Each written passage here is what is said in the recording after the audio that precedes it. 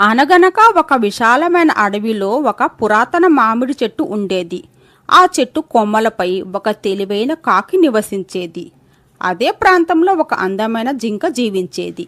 ఇద్దరూ మంచి మిత్రులు. ప్రతిరోజు కలుసుకొని అడవిలోని విశేషాలు చెప్పుకుంటూ ఆనందంగా గడిపేవారు. ఒకరోజు ఆ అడవిలోకి ఒక నక్క వచ్చింది. అది చాలా కపటమైనది. జింకను చూసిన వెంటనే దానిని ఆహారంగా మార్చుకోవాలని నిర్ణయించుకుంది. అయితే జింకకు కాకి మంచి మిత్రురాలని తెలుసుకొని నేరుగా దాడి చేయకుండా మోసంతో పని సాధించాలని భావించింది. నక్క జింక దగ్గరకు వెళ్ళి, మిత్రమా, నేను ఈ ప్రాంతానికి కొత్తగా వచ్చాను. నాకు ఇక్కడ ఎవ్వరూ పరిచయం లేరు. నువ్వు చాలా మంచివాడిలా కనిపిస్తున్నావు. నాతో స్నేహం చేస్తావా అని వినయంగా అడిగింది. అమాయకమైన జింక వెంటనే ఒప్పుకుంది. కానీ కాకి మాత్రం నక్కను నమ్మలేదు. ఎవరినైనా వెంటనే నమ్మడం మంచిది కాదు, ముందు వారి స్వభావం తెలుసుకోవాలి అని హెచ్చరించింది.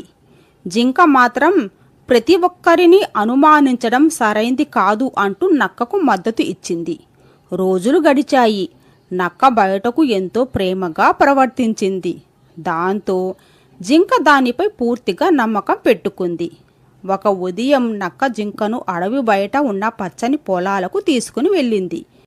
ఇక్కడ ఎంతో రుచికరమైన పంట ఉంది, ఎవరూ గమనించరు, హాయిగా తినవచ్చు అని చెప్పింది.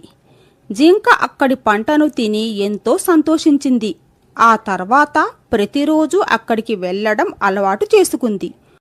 కొన్ని రోజుల తర్వాత రైతు తన పొలంలో పంట నాశనం అవుతుండడాన్ని గమనించాడు. కారణం తెలుసుకుని జింకను పట్టుకోవడానికి ఒక గట్టి వల వేశాడు. మరుసటి రోజు జింక మామూలుగానే పొలంలోకి వచ్చింది. కానీ ఈసారి వలలో చిక్కుకుంది. ఎంత ప్రయత్నించినా బయటపడలేకపోయింది. ఇదంతా దూరం నుంచి చూసిన నక్క మనసులో ఆనందించింది. ఇప్పుడు నా పని అయిపోయింది.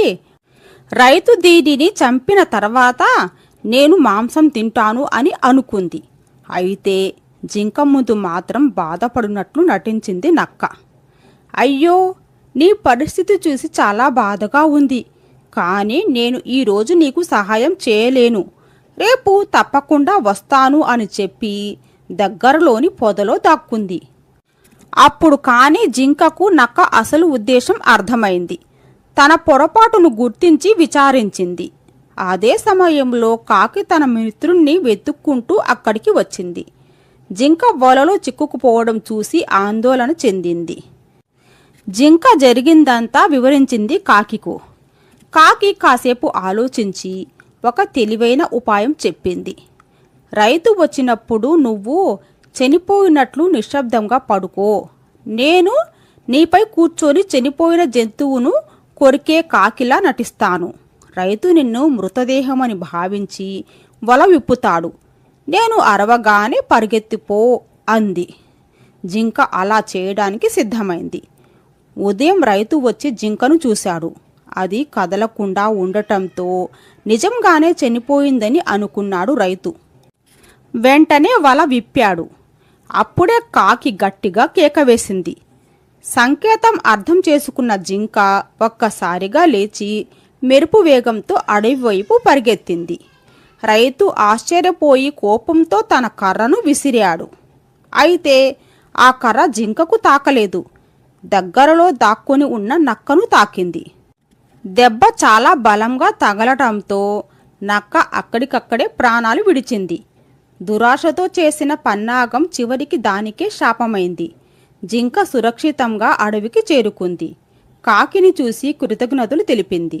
నిజమైన స్నేహితుడు ఎవరో ఇప్పుడు అర్థమైంది అంది. కాకి నవ్వుతూ, స్నేహం అనేది మాటల్లో కాదు, కష్టకాలంలో చూపే సహాయంలో ఉంటుంది అని చెప్పింది. ఆ తర్వాత ఇద్దరూ మరింత సంతోషంగా జీవించాయి. నీతి: చెడ్డవారి మాటలకు లోను కాకూడదు. నిజమైన మిత్రుడు కష్టంలో అండగా నిలుస్తాడు.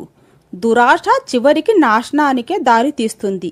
ఈ కథ ఎలాగుందో కామెంట్ రూపంలో తెలియచేయండి. నచ్చితే లైక్ చేయండి మరియు షేర్ చేయండి. సబ్స్క్రైబ్ కూడా చేసుకోండి. Thank you for watching.